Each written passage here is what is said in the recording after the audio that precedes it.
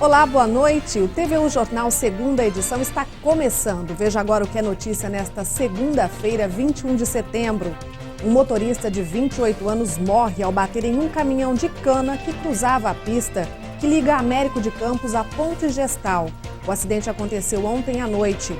No quadro Solidariedade, hoje vamos conhecer a família Chapic, que encontrou uma forma simples de contribuir com os trabalhos do Hospital de Câncer de Barretos. No esporte, o Rally Cross Country de velocidade da Mitsubishi Cup movimenta a região neste fim de semana. E já estão definidos os classificados para as quartas de final do Campeonato de Futebol Rural de Votuporanga. Veja essas e outras notícias agora no TVU Jornal.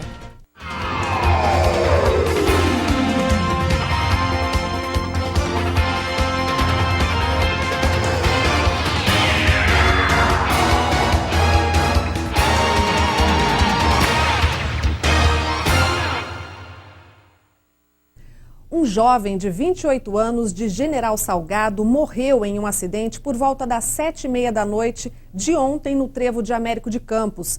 Vinícius Fernandes dirigia no sentido Ponte Gestal Américo de Campos, na rodovia Miguel Elias Jabur, quando bateu com um caminhão bitrem que cruzava a pista. O rapaz morreu no local e foi retirado das ferragens pelos bombeiros de Votuporanga. A pista ficou interditada nos dois sentidos por mais de uma hora. De acordo com informações da Polícia Rodoviária e dos peritos, o trânsito de caminhões de cana é proibido naquela estrada depois das 6 horas da tarde. As causas do acidente ainda estão sendo investigadas. Stephanie Barbará traz agora as notícias que se destacaram nesta segunda-feira em Votuporanga e região. Olá, Stephanie. Olá, Ana. Uma mulher de 33 anos foi assassinada a facadas na madrugada de hoje em Araçatuba. De acordo com informações da polícia, o autor do crime teria fugido. A polícia militar recebeu uma ligação de um morador do bairro que disse ter escutado gritos de socorro. Ele percebeu que havia uma mulher caída na rua e ligou para o telefone 90. O corpo foi encaminhado ao IML e um laudo deve sair em 30 dias. A polícia militar prendeu o acusado de um furto em uma propriedade rural no município de Inhandeara ontem. Segundo informações policiais, além do autor ter sido preso, os produtos furtados também foram recuperados. A motocicleta usada pelo criminoso possivelmente é produto de furto também. O flagrante foi apresentado ao plantão policial. Um jovem ficou ferido ao capotar o veículo na madrugada de ontem em Novo Horizonte. O jovem foi socorrido pelo Corpo de Bombeiros e levado ao pronto-socorro da Santa Casa, com ferimentos leves. As causas do acidente serão apuradas. Um dos detentos beneficiados pela saída temporária por bom comportamento na quinta-feira foi preso depois de assaltar uma casa em Rio Preto na sexta-feira. Mais de 1.200 presos do Centro de Detenção Provisória estão na rua. Eles vão ficar uma semana fora do presídio. A polícia afirma que nesse período registra aumento no número de crimes e por isso montou uma operação em toda a cidade, que contou com mais de 350 policiais militares. Essas são as principais notícias da região. Uma boa noite. O senador José Serra, do PSDB de São Paulo, se apresentou no encerramento do Congresso de Municípios do Noroeste Paulista na última sexta-feira. Ao falar sobre o tema Conjuntura Nacional e a situação dos municípios, Serra não poupou críticas ao governo petista. Além do senador, o secretário estadual de Habitação, Rodrigo Garcia, do Democratas, também esteve presente. Além de comemorar o bom desempenho do setor, mesmo com a crise, ele adiantou que mais investimentos estão previstos para a região já no próximo ano. O último dia no 9º Congresso de Municípios do Noroeste Paulista estava assim, lotado.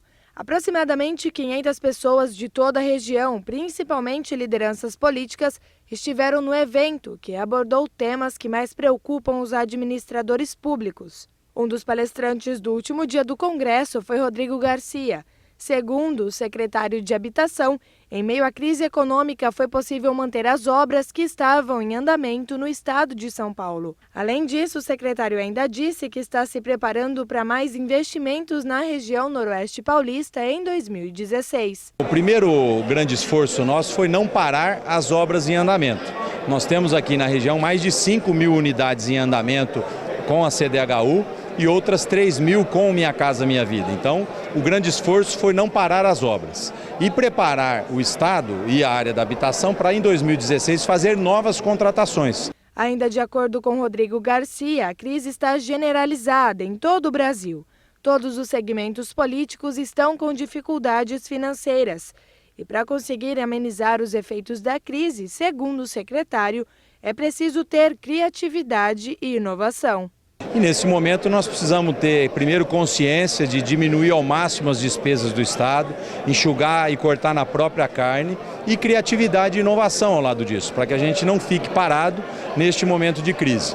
O convidado mais aguardado de todo o Congresso foi José Serra. O senador falou das principais dificuldades do Brasil neste momento. Serra disse que a crise econômica tem solução e afirma que o que falta é a articulação política e legitimidade do governo. Falta de uma política econômica coerente, muita insegurança passando para as pessoas, para os agentes econômicos, muito gasto desnecessário, populismo, uma série de coisas que agravaram a crise. Se você olhar o Brasil e outras economias da América Latina, o Brasil está pior do que elas. O senador ainda disse que criou uma emenda que beneficia os municípios. Os prefeitos podem fazer uso de 70% dos depósitos judiciais e administrativos para pagar salários atrasados, por exemplo. Todas as prefeituras têm direito de pegar 70% dos depósitos judiciais que envolvam a prefeitura, os organismos da prefeitura e pessoas que eventualmente deviam algo e que contestam na justiça, mas depositam. Na média, 70% das vezes, o poder público ganha. Por isso, nós fizemos uma emenda que permite que os municípios recolham esses 70% da mesma maneira que os estados. José Serra ainda se comprometeu a ajudar pessoalmente as prefeituras da região. Vê na legislação, em relação à dívida, cumprimento de lei de responsabilidade fiscal, que tipo de flexibilização pode ser feita para, neste momento de crise, não punir prefeituras de maneira injusta, porque eles não têm culpa se a receita caiu. Então é possível que se encontre algum mecanismo, não tenho certeza, mas vou estudar. Os palestrantes que passaram pelo 9º Congresso de Municípios do Noroeste Paulista encorajaram ainda mais os prefeitos a enfrentarem a atual crise econômica. De acordo com o prefeito de Votuporanga, Júnior Marão, essa foi uma oportunidade para criar novas propostas para o município. Votuporanga sediar um evento dessa envergadura pela primeira vez, num momento de crise como esse, tamanho prestígio, as pessoas que vieram, a repercussão que deu, foi muito importante. E já a seguir, 10 cursos da Unifev figuram entre os primeiros no ranking da Folha de São Paulo. E amanhã, dia 22, é o Dia Mundial Sem Carro. Cidades do mundo todo promovem atividades em defesa do meio ambiente e da qualidade de vida. E Votuporanga também não vai ficar fora dessa. É o que você vai ver já já.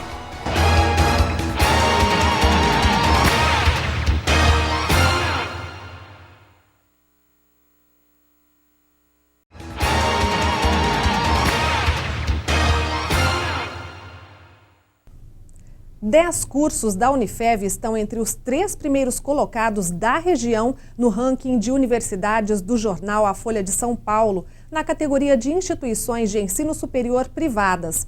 A lista foi publicada na última semana. Geografia aparece em primeiro lugar, biomedicina, engenharia da computação, enfermagem, farmácia, nutrição, química estão em segundo e fisioterapia, educação física e serviço social aparecem na terceira posição.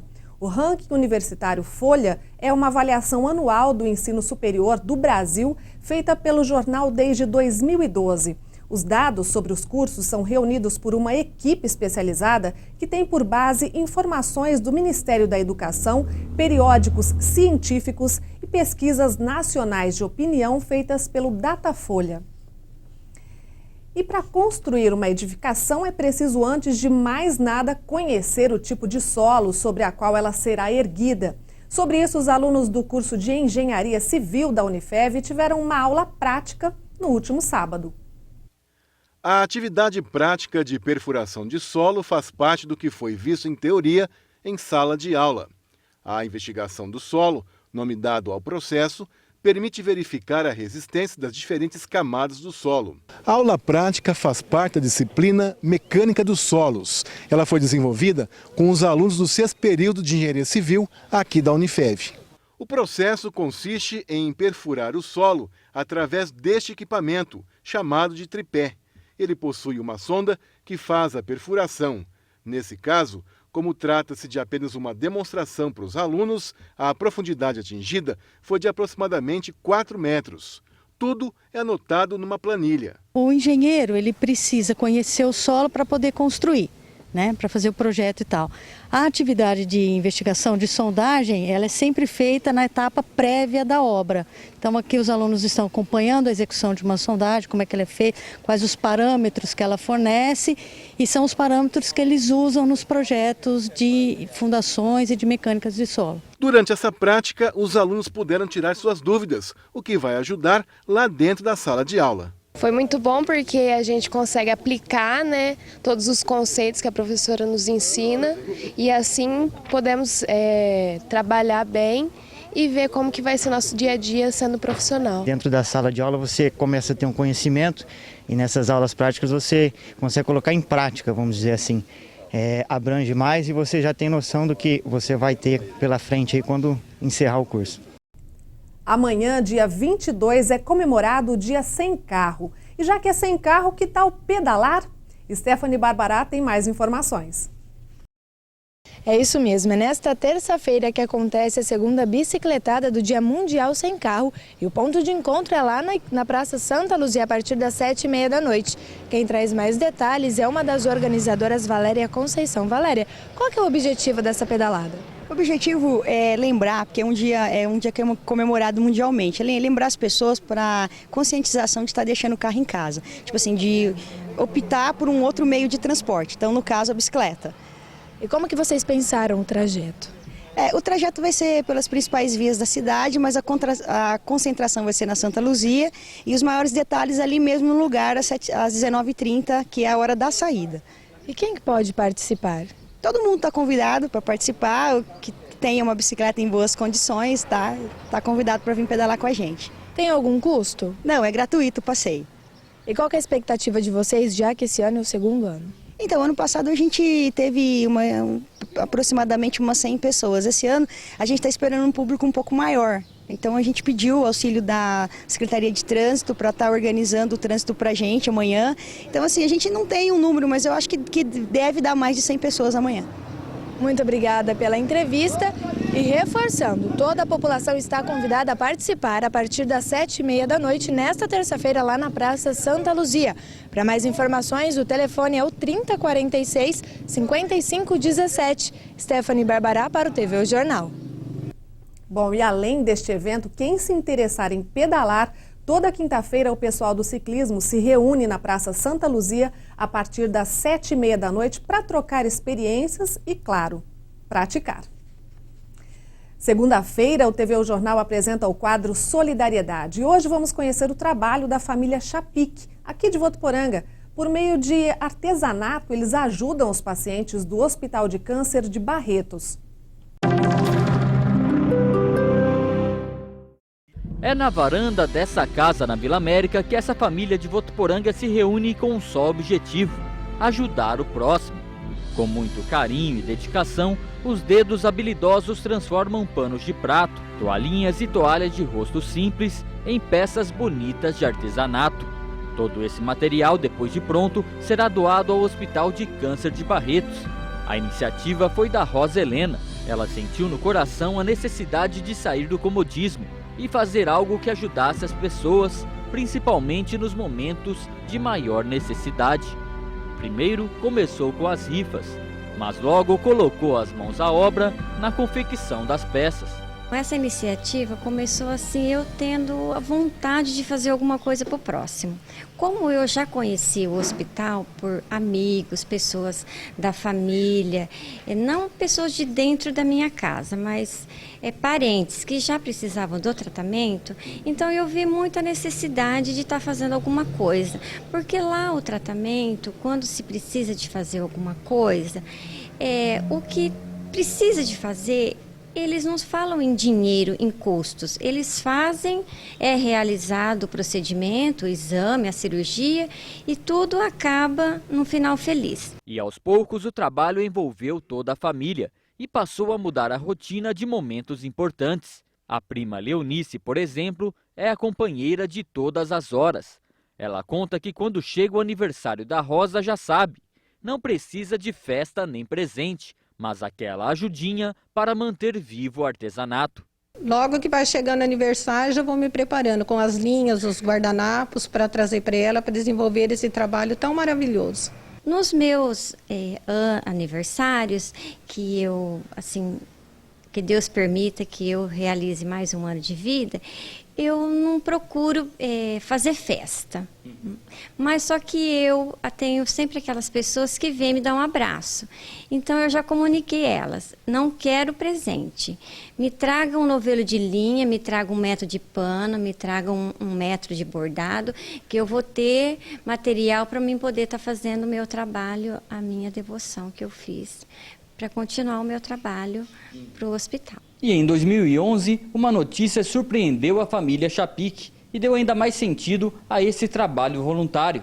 A dona Elvira, mãe da Rosa, foi diagnosticada com câncer e precisou dos serviços do hospital em Barretos. Hoje ela está bem, recuperada e no dia da reportagem, toda disposta, completou 81 anos de vida. Continuei o trabalho, continuei o tratamento e eu sempre falo que até que eu tenho vida e saúde, eu vou contribuir com esse trabalho, porque eu gosto muito de fazer esse trabalho.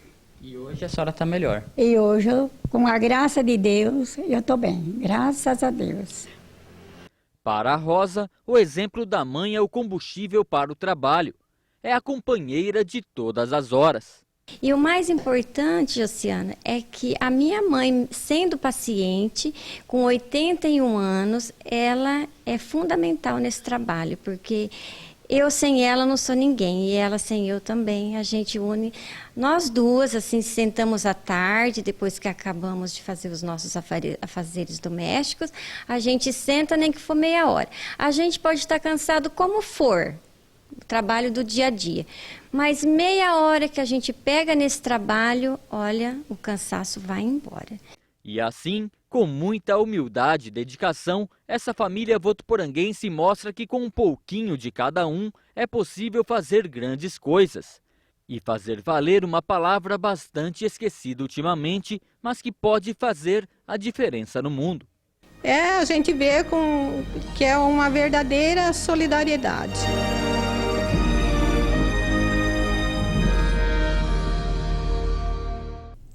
E se você também desenvolve um trabalho voluntário, entre em contato com a nossa redação no telefone 3405-9978.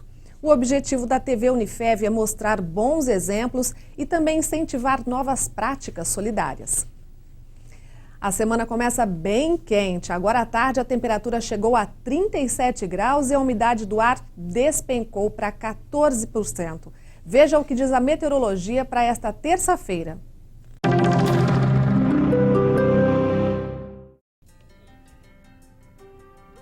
O ar polar não consegue chegar nos próximos dias sobre o estado de São Paulo e garante mais um dia de muito calor.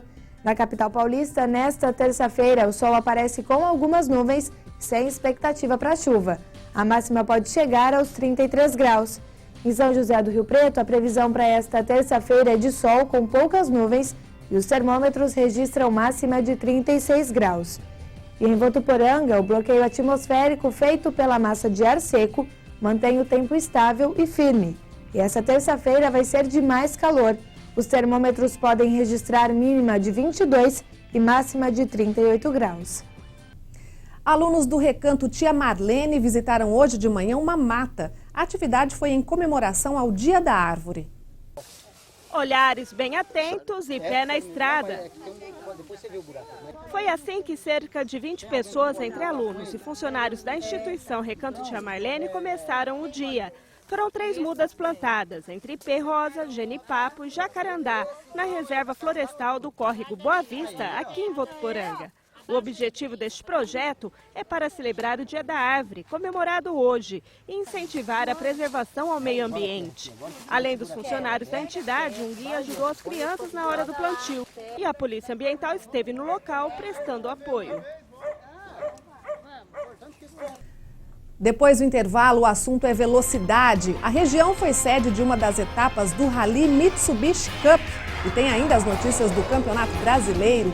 Santos em Corinthians, afinal foi pênalti ou não? Edivandro Ferreira comenta esse assunto já no próximo bloco. Até já!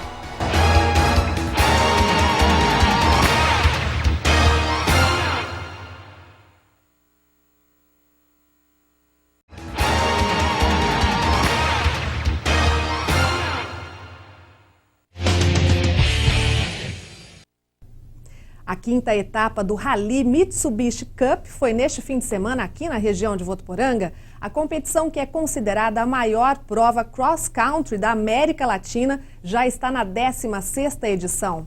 As duplas disputam o melhor tempo em 5 categorias. Dá só uma olhada como foi. A prova aconteceu numa propriedade rural particular. A pista foi construída especialmente para o evento. E esta foi a primeira vez que um rally de cross-country, de velocidade, foi realizado na região noroeste paulista.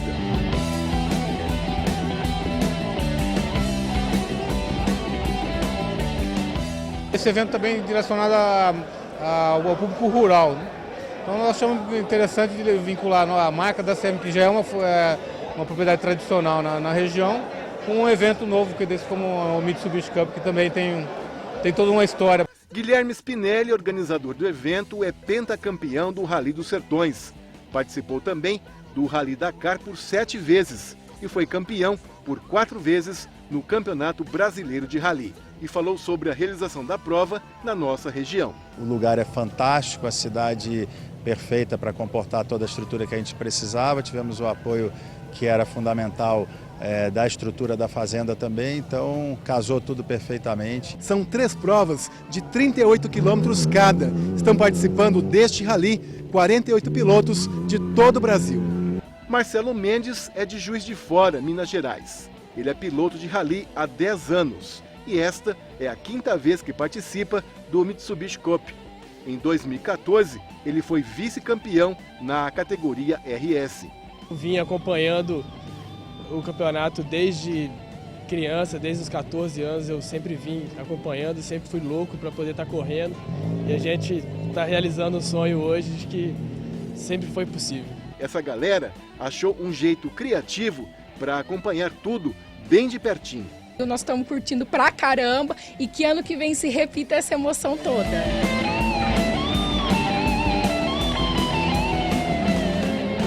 Olhando assim, é praticamente bem parecido com um carro que a gente vê pelas ruas, mas tem muita coisa que é diferente. Esse carro ele é um monobloco original, tá? Inclusive é colocada a gaiola, a parte estrutural de proteção na nossa própria fábrica em Catalão, Goiás. Aqui visivelmente, olhando aqui no motor, você vê a diferença nas barras dos amortecedores, que tem um cilindro de nitrogênio, né?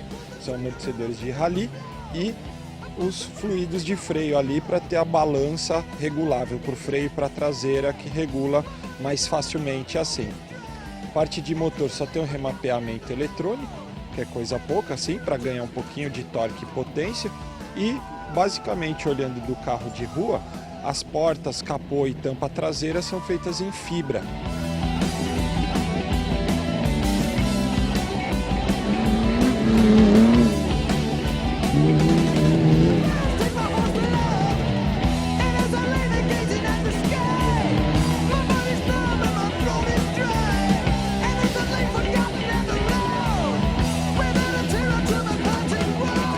Bom, nós mostramos como é que funciona o carro, agora eu quero sentir na prática como é que é essa adrenalina de participar de um rally. O único problema é que não tinha macacão pro meu tamanho, mas tudo bem, o que vale é a intenção. Então vamos lá ver como é que é essa adrenalina, uma prova de rally na prática. Bom, já estou todo amarrado de capacete. Agora então vamos sentir como é que é a adrenalina aí de participar de um rally. Vamos lá.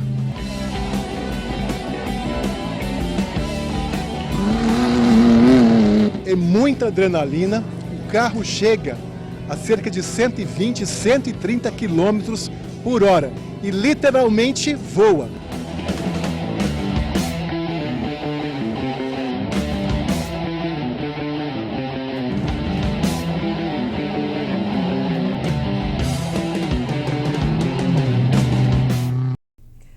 Os pilotos aceleram mesmo em busca do melhor tempo em 7 etapas, em um total de 19 provas. Os circuitos são fechados, inéditos e podem ter extensão de 30 ou 50 quilômetros.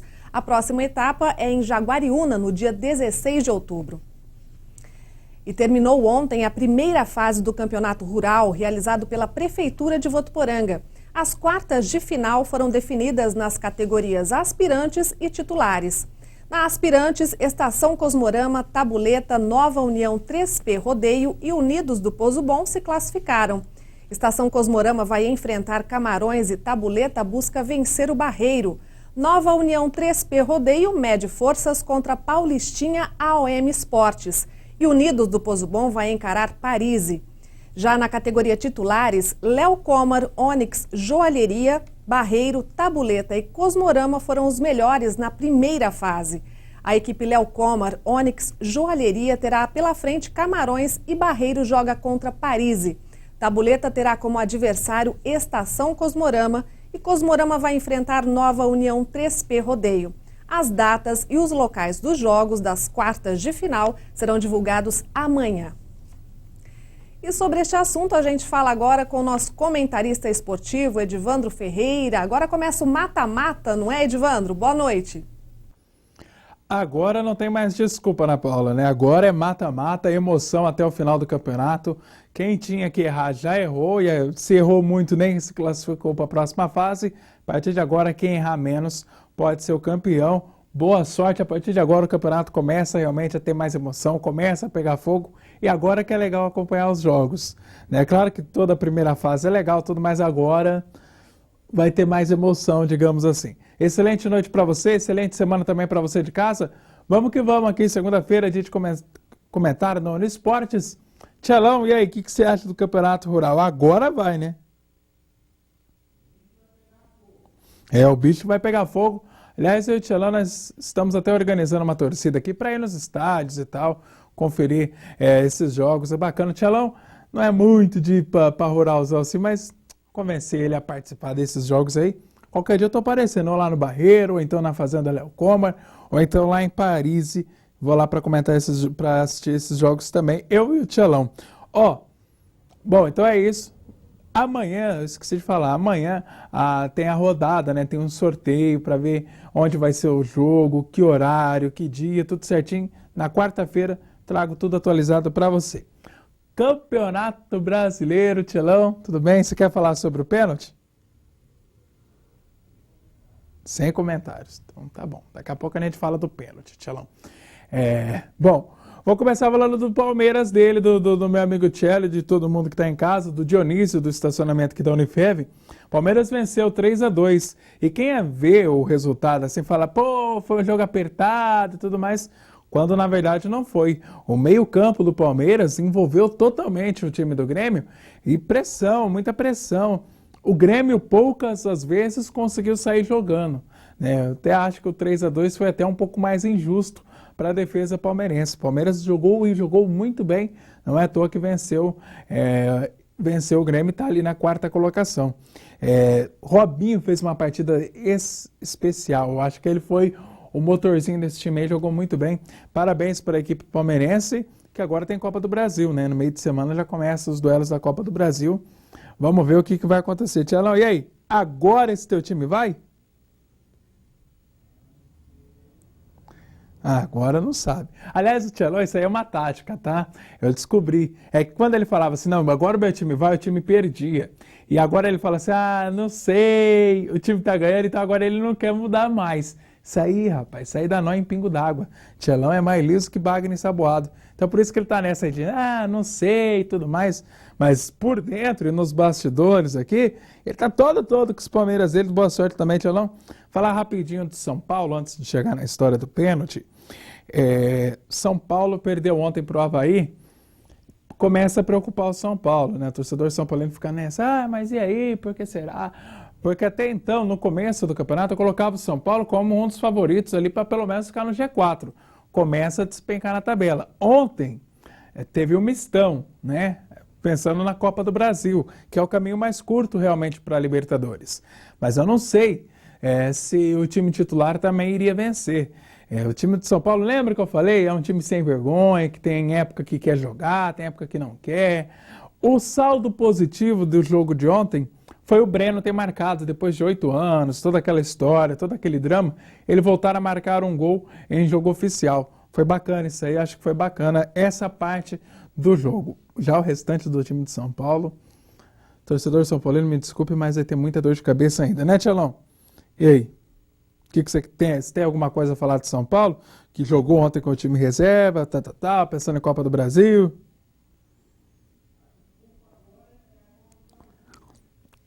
Segundo os caras, Tchelão, você viu que o Tchelão dá no meio. Antigamente ele só pegava no pé do Corinthians, agora já tá indo no pé de São Paulo também. Isso aí, Tchelão, tá certo. Desculpa de aleijado é muleto, como diria meu avô, né? Ou então como diria meu pai, sabe as palavras, isso aí é mais conversa de bêbado para delegado, sabe? Quer dar um migué? É mais ou menos assim. Bom, enfim, Corinthians e Santos, 11 da manhã. Já vou falar já, teve muita gente reclamando, porque horário, 11 horas da manhã, bababá. Corinthians nessa parte é beneficiado por jogar 11 da manhã e o Joinville é o maior prejudicado porque jogou 7 vezes nesse horário. Com relação à questão do sol, tem muita gente que corta a cana no mesmo horário aí o dia inteiro e não reclama. Os caras estão pagando, estão recebendo para jogar, então tem que jogar assim mesmo. Não vem com chororô de que o horário é muito cedo, o sol está muito forte. Vai jogar na neve, ou então vai trabalhar em escritório que não tem problema de encarar o sol. Pronto. Até mesmo porque Série A2, Série A3 e Série A, segunda divisão, joga nesse horário e ninguém nunca reclamou. Então tá, já foi meu desabafo. Na minha opinião, foi pênalti. Tchelão, você quer comentar alguma coisa? Sem comentários. Não quer falar nada sobre o pênalti. O que eu acho da arbitragem? O juiz errou em ter expulsado o David Braz. Quem marcou o pênalti, na verdade, não foi o juiz, foi o auxiliar. E aí é aquela história, né? Se a gente está pagando um juiz a mais para ficar lá do lado de fora, então ele tem que trabalhar, desde que ele trabalhe certo. Houve dividida, houve dividida. Houve a prensada, houve a prensada. Talvez outro juiz não marcaria. Aí é a questão da interpretação que a gente não pode duvidar. Então aí fica dessa forma. Mas o juiz ontem não foi tão ruim, não. Ele foi até mais ou menos. Ele errou em outro lance, né? Da voadora, né, Tchelão? Na voadora do Wagner Love. O que você acha? Sem comentários? Não quis falar sobre o pênalti. Não quis falar do Wagner Love. Palmeiras vai ser campeão, Tchelão? Tá bravinho. Tá bravinho. Corinthians vai ser campeão, Tchelão? Você vê que o cara não quer comentar. Então, como diria a Ana Paula, vencer essa discussão por WO. Vamos embora então, Tchelão? Não, vai embora, você pode falar. Se vai embora ou não. Quer saber, Tchelão? Fica aí. Sem comentários para você, Tchelão. Ana Paula, é isso então, uma excelente semana. Você viu que o Tchelão tá meio bravo, né? Tá meio azedo, tá bravinho, tá nervosinho. Excelente noite para você, excelente semana. Sem comentários daqui. Obrigada, Edivandro, Tielo, e essas foram as notícias de hoje. Assista agora Meio de Campo com Josiano Garofolo. Para você uma ótima noite, a gente se vê amanhã às 6:45 da noite. Até lá!